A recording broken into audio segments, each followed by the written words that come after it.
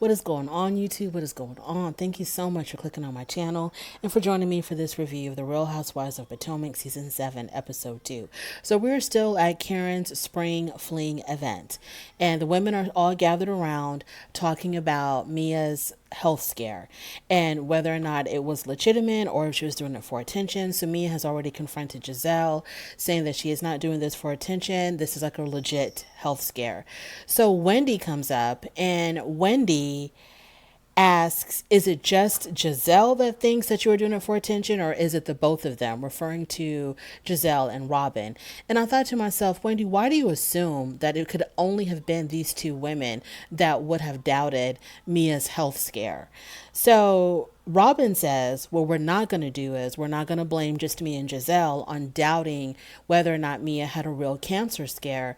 So Robin names all the women that were all gossiping about Mia and had doubts on whether or not she legitimately had a real health scare. So it was all of them. It was Ashley. It was Candace. Obviously, Robin and Gizelle. They also threw Karen into the mix, but I don't think that Karen really doubted Mia. I think that Karen said that Mia should have worded it differently. She should have communicated it a little bit differently. But I don't think Karen necessarily doubted that Mia had a health scare. So Mia's best friend Jackie steps in and said that the reason why Mia's post was so vague was because Mia still doesn't know exactly what's going on with her health, and that she still, or the doctors are still running tests on her. And then Wendy's like, who are you? Who are you? And the lady says, I'm Jacqueline. I'm Mia's best friend. And I was thinking to myself, damn, Wendy, what is up with all of this? Like, why are you coming with this kind of energy? Why couldn't she just say, excuse me, let me introduce myself. Hello, I'm Wendy. And then the woman would have been like, hello, Wendy, my name is. Instead of just like, who are you? Who are you? As if this woman didn't have the right to be there, didn't have the right to speak, or what. I don't know. So Charisse arrives, and Charisse and Karen supposedly, they're good now because Charisse and Karen had beef previously when Charisse, I don't know how many years ago it was because it's been a while, when Charisse had alluded that Karen had a blue-eyed side piece. Katie shows up looking completely different. She had chopped off all of her hair. Katie's Katie, Katie looked good. Katie is Katie. And she approached Ray. She said hello to Ray. And when she said hi to Ray, she squeezed his butt. Candace had to leave early because she had to attend the Grammys, y'all. Moving on. So Candace is at home with her sister. She says that her sister is staying with her and Chris for a while because originally her sister was staying in an apartment, but her family had found some property for her sister. And while she's getting her home built, she's going to be staying with Candace. So when Candace said that her family have found property, I thought, okay, your mom. Your mom bought some property for your sister.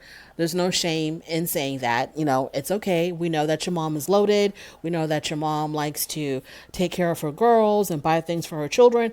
Perfectly okay. There's no need to be ashamed about that. So then they talk about pregnancy. And she tells her sister that she's going to be freezing her embryos, but her and Chris will still try naturally. And they plan on trying to have a baby, or they plan on trying to conceive at the end of this year. So her sister's really surprised and shocked about that. And so, yeah, all I'm thinking about is how Candace, I don't know if it's part of her like being naive or what, but the one thing that I know about fertility, you cannot assume that you have any control over it. Your fertility is going to do whatever the hell it wants to do. And you can sit there and you can plan that, we're going to try at the end of the year. Or some people are like, hey, I want to have a baby born in the spring. I want to have a baby born around Valentine's Day, or I want to have a baby born on my birthday. Look, your fertility is going to do whatever the hell it wants to do. And you should just focus on whether or not you want to have a baby and not so much like time frames, because you just never know.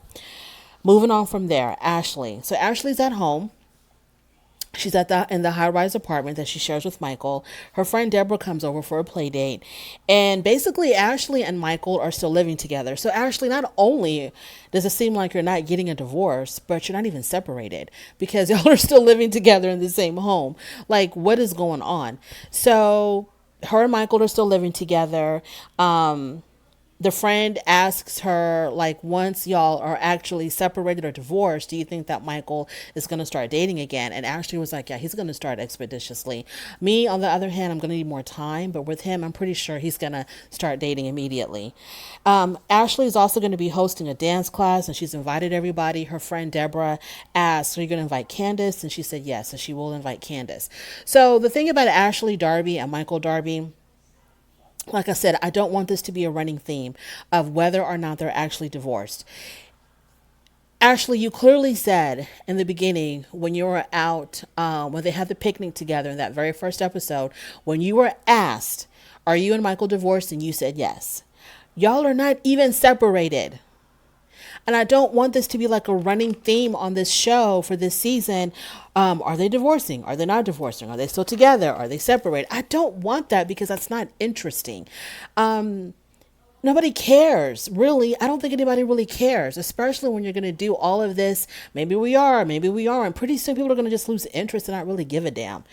Moving on to Robin and Gizelle. So Robin and Gizelle are meeting together for lunch, and they talk about, oh, first of all, so Robin has something to address with Gizelle.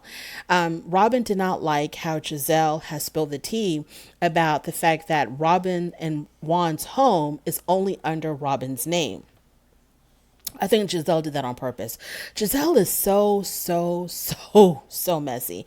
And the funny thing about Gizelle is that every single season, she doesn't have any business of her own, except when she had that fake relationship with Jamal. Is his name Jamal? With her ex-husband. And I think also that other season when she was dating someone, but Monique had told her that whoever she was dating was still seeing their ex-wife or something. That's the only time that Gizelle ever had any business. Every other time, she don't have anything going on for herself except meddling in other people's business. And that's like, oh, I don't know. I guess that's how she gets her paychecks. I guess they keep her on there to spill people's tea and carry bones and all that other stuff. But anyway, so she purposely, I believe, talked about how Robin and Juan's home is only under Robin's name. I don't think that was a slip of the tongue. So Robin didn't like that. And so Gizelle apologized, and I don't know whatever else she said. I think she said that she thought that everybody knew. Oh, no, she said that she thought Ashley already knew because she had told that to Ashley. And so Gizelle was like, well, I thought Ashley already knew. And Robin said, well, how would Ashley know? Anyways, that's your friend, Robin. That's your BFF.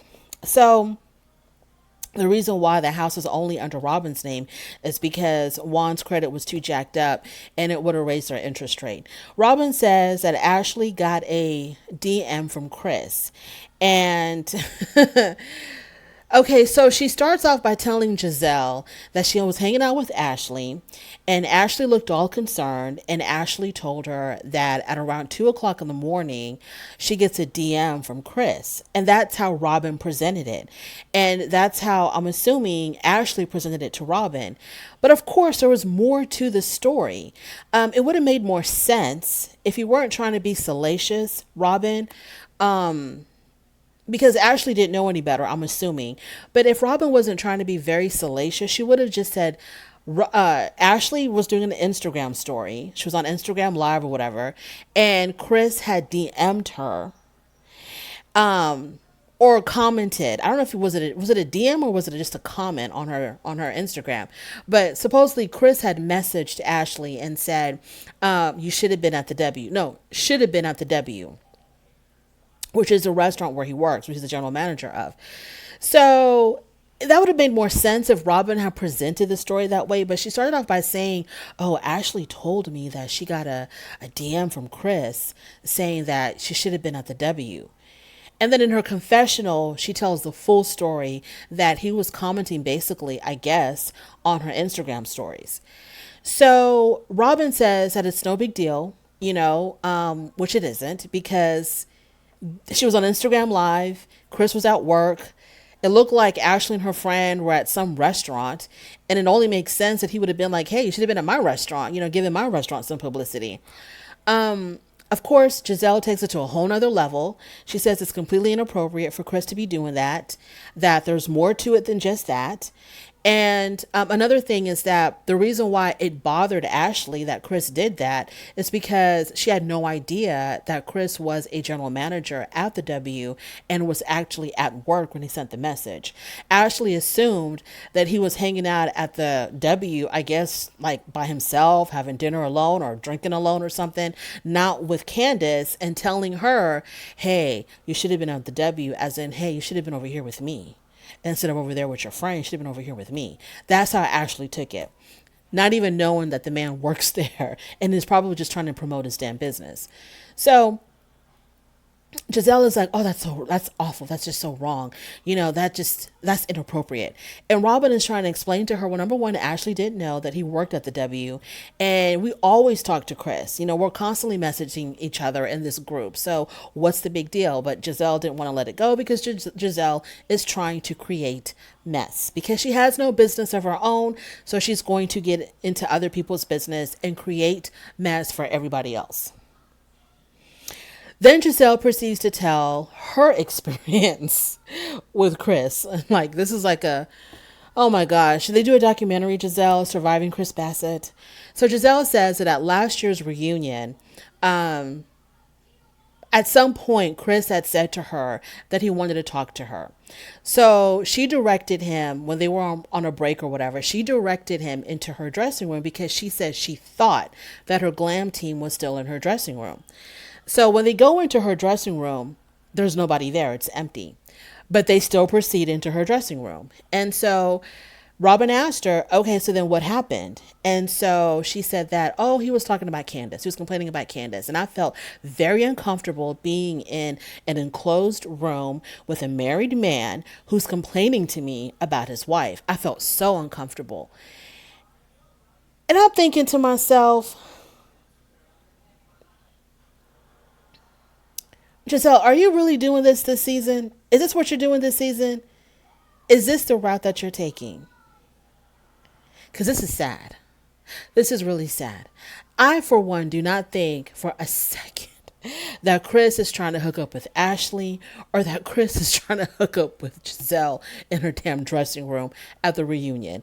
And the fact that I don't know if Gizelle and Ashley are in cahoots or if they're working separately, but it is really, and I'm not even a Candace fan, but I'm like, y'all are ridiculous to try to make this man out into something that he's not.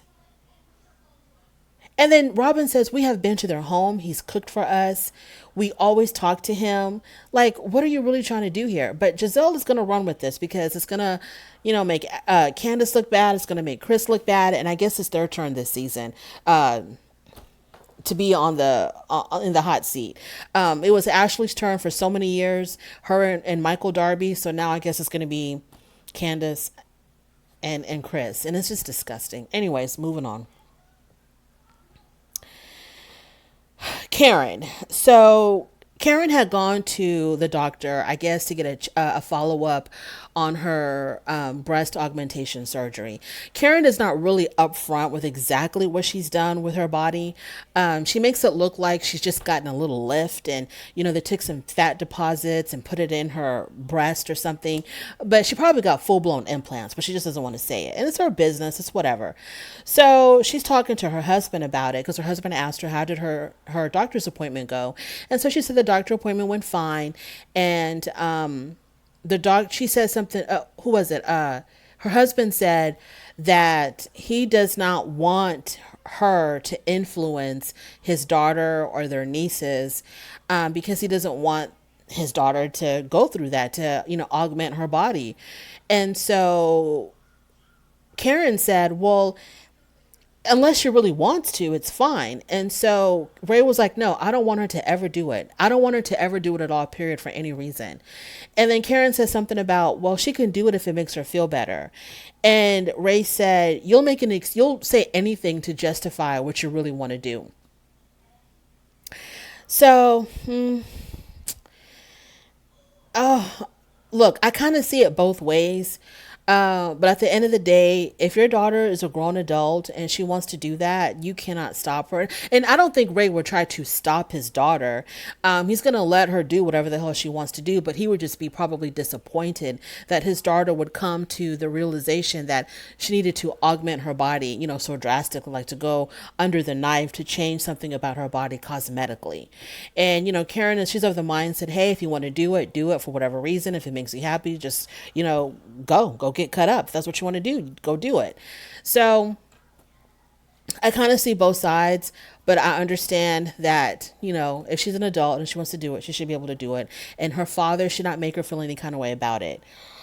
Moving on to Mia. She's out to lunch with her husband Gordon and her friend Jacqueline. They're talking about how rude Gizelle was at the spring fling party. She said that Mia tells her friend that, hey, they're still running tests on me. They still don't know what's really going on, so that's still pending. And then they also talked about how Karen was sort of like on the fence. They made it seem like Karen knew what was going to go down at the spring fling, that, Gizelle was going to confront Mia and tell Mia that she's basically posting all of this health stuff on her social media just for attention.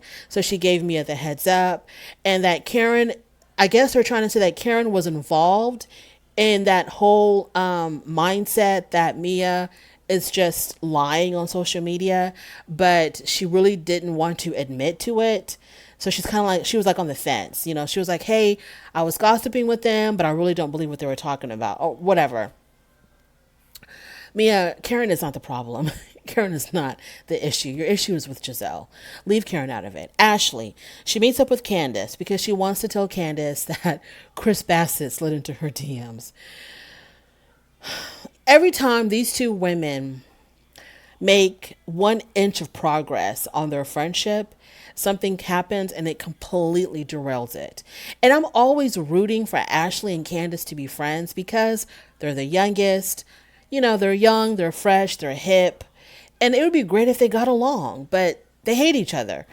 But anyway, so they try again, and it started like maybe there might be hope for them this season until this. So she meets up with Candace and she tells Candace, look, I don't know how to tell you this, but Chris was in my DMs, and I was on my Instagram stories, and then he messaged me and said that I should have been at the W.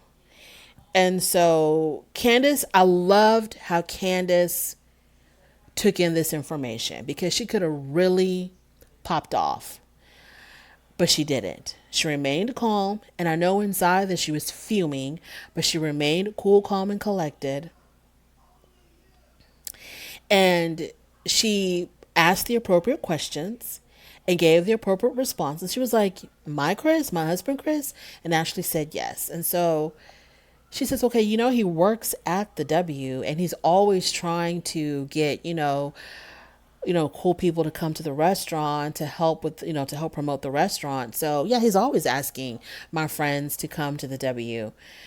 And then Ashley was like, well, okay, well, I just didn't want it to be like you're looking through his phone and then you see that and then you get mad at me because I didn't tell you.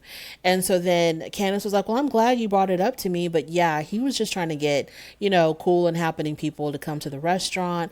And, but yeah, for sure. If you ever saw anything inappropriate, I would love for you to tell me, because, I would tell you. And so they have a little inside joke about that in Michael Darby. So yeah, I loved how Candace handled that. She didn't overreact. She didn't go crazy. She didn't bring up, oh, but your husband this and your husband. I was like, oh my God, good job, Candace, because that could have gone so far left. So she handled it extremely well because it's nothing. It's nothing.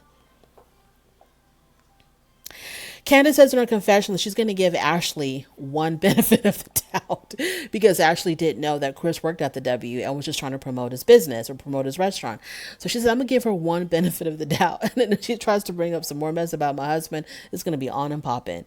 So then they have Ashley's dance class. So everybody's there. Charisse was also invited, and Karen called in sick. So the running joke was that Karen is trying to duck and dodge Charisse because Charisse has been trying to have a have a date with her, but she doesn't respond to her text messages. She's dodging her. She's not showing up at events that Sharice is invited at. So she's doing some serious ducking and dodging.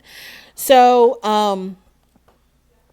Ashley starts off by telling Gizelle, hey, I want to address something with you. The other day at the spring fling, you came at me really, really hard about my damn divorce.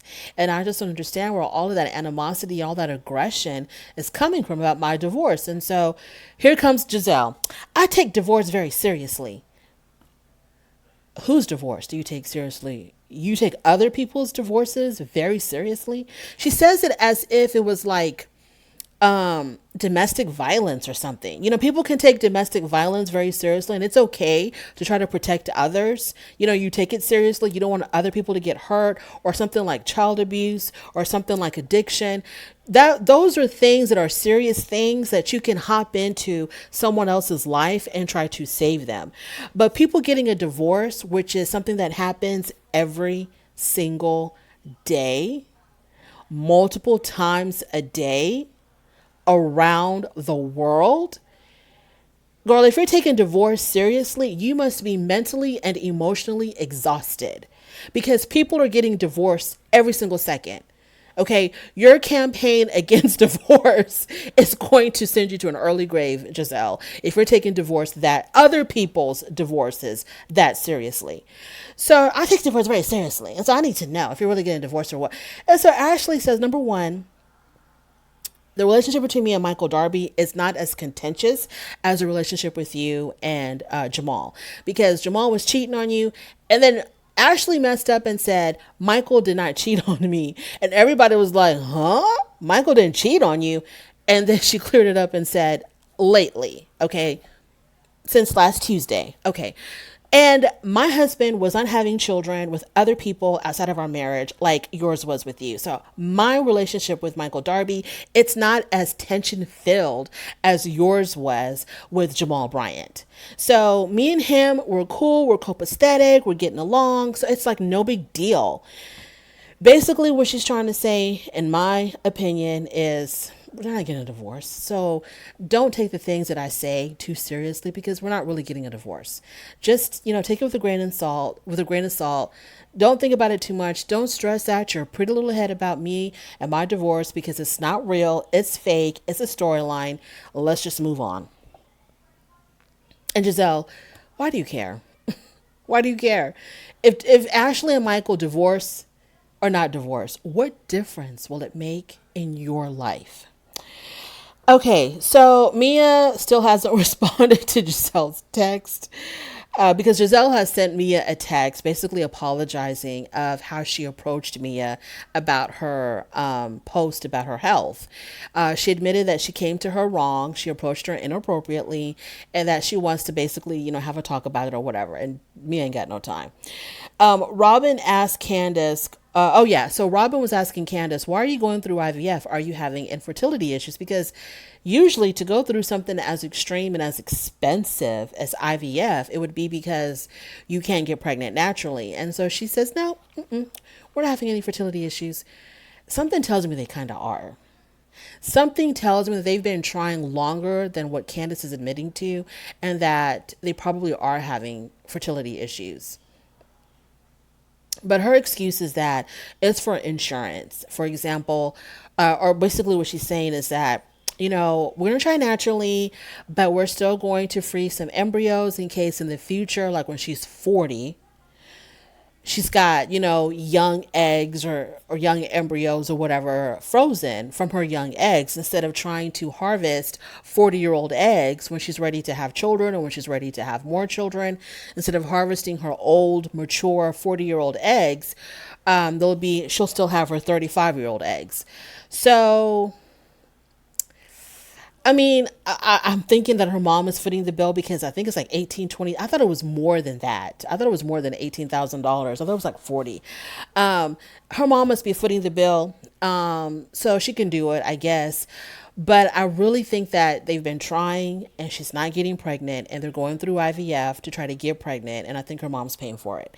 And then when she said, "Oh, we're still trying naturally," yeah, obviously you're still gonna try naturally, but you're going through IVF because you cannot get pregnant, not because you can get pregnant. You're like fertile myrtle, but you just want to save some eggs in case you want to have babies in the future. You just don't want to have them now. No, I think she wants children now. I think she's been wanting children for a while, but it's just not happening. What else is going on here? Okay, so then it's time for Candace and Gizelle. Now, Robin, why didn't you tell your friend Gizelle to not do this? It was like a bad idea. Anyways, so Gizelle tells Candace that she wants to talk to her, right? So they talk in private at the dance studio, and Giselle begins to tell her this story about Chris and Chris approaching her at the reunion and them going into her dressing room when she thought her glam squad was in there, but they weren't. And then she adds a little bit to the story. She adds an extra layer to the story. She actually says that Chris knew that my glam team was gone for the day because he actually said goodbye. No. I take that back. That's not how she said it. She said her makeup artist, I guess Cal, her hairdresser, I don't know who, Cal told, when she told this story to Cal, that, Chris approached her empty dressing room alone with Chris Bassett in my dressing room. She said that Cal told her, well, he must have done that on purpose because he knew that your glam team was not going to be there because he said bye to me at some point in the day. Chris has said bye to me. So he knew that your glam team wasn't going to be there. And that's why he wanted to take you into your dressing room, because he knew that it was going to be empty. So that's the extra layer that Gizelle added to really make Chris look like a predator. Like he knew that I was like, oh my God, Gizelle, do you really want to do this? So she tells Candace the story. Basically, Chris cornered me in my dressing room. We were alone. And so then Candace asked, just like Robin, okay, so what happened when you were in there? And then she said, I don't really remember. I don't remember. All I know is he's talking about you. He was mad about you. I don't really remember. Girl, how can you set up this story that somebody's husband cornered you or persuaded you into an empty dressing room, but then when y'all are in the dressing room, all of a sudden you cannot remember what happened? But you're going to throw this out there because you don't really want to accuse him of doing anything because he didn't do anything. But you just want the illusion of something inappropriate either happened or something inappropriate could have happened. That was what was on his mind. You want to throw that illusion out there. And you think that's okay, Gizelle? Gizelle, that is awful. Awful. Because at least with Michael Darby, it was on tape. It was on camera of him assaulting people. But with Chris, it's your word against his. Gizelle, I don't think you want it. I don't think you want it with Candace in that way. I don't think you want it. So Candace defends her husband and she says there's no way that anything appropriate happened. He sees you and everybody else in this group as his sisters. He would take off his jacket and lay it on a puddle for you to walk on. That's the kind of guy that he is. He's not someone who's going to try to do anything inappropriate with you. So Giselle says that she felt really unsafe. She 1,000% felt unsafe with Chris. And that's when Candace, I think, got up, took her bag, and exited stage left. And she told one of the executive producers, she says, y'all are not. If y'all are going to try to make my husband look like the butt grabbing villain, if you want this is what she said, if you want a butt grabbing villain, whatever she said, call Michael Darby. Okay, he's good for that. Don't put that on my husband, Chris. And if that's how this story is going to get spun this season, I'm out of here. I am not a Candace fan. I have never really cared for Candace, ever. But this is wrong. What they're doing to her and her husband's reputation is 100%, 1,000% wrong. This is absolutely wrong. Gizelle, you've got some nerve to try to insinuate could ruin this man's whole entire reputation. Hopefully nobody believes you because your story seems so contrived and so forced. Hopefully nobody believes you. Ashley, you too, girl. You too, girl. He sent one message Should have been at the W. And you're like taking it all completely out of context, out of proportion. You don't even know what's going on with Candace and Chris. You had no clue that he was working at the damn W. This is something that I feel like should not have been handled on camera. If Ashley was confused at all about Chris's message, I think it should have been discussed off camera. You know, bring it up to Candace or bring it up to somebody else in the group like Gizelle or Robin, you know, like you did, and just be like, hey, look, I got this message. I'm not really sure what's going on here. And then they would have cleared it up for you. But for this to go on camera and to put this out there, you know, for the people to see that Chris is some kind of lascivious, lewd predator, like no, absolutely, I don't think that's right. I don't know what's going to come out in the future. I don't want to have to eat my words, but I don't think Chris is doing any of that stuff. Anyways, thank you so much for joining me in this review. I really do appreciate it. On your way out, don't forget to rate the video if you like this content. Don't forget to push subscribe, and I will definitely talk to you later. Bye.